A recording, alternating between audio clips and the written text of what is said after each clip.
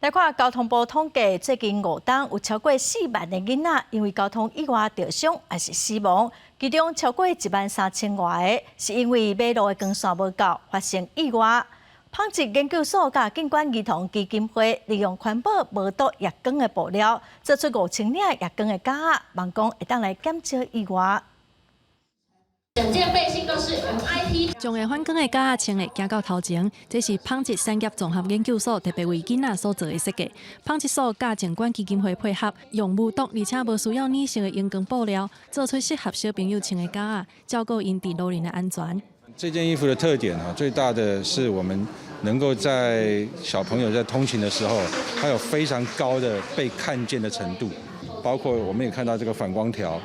包括整个织造，包括我们很可爱图案的转印，全部都是 MIT。那除此之外，我们选择的材料全部都是安全无毒。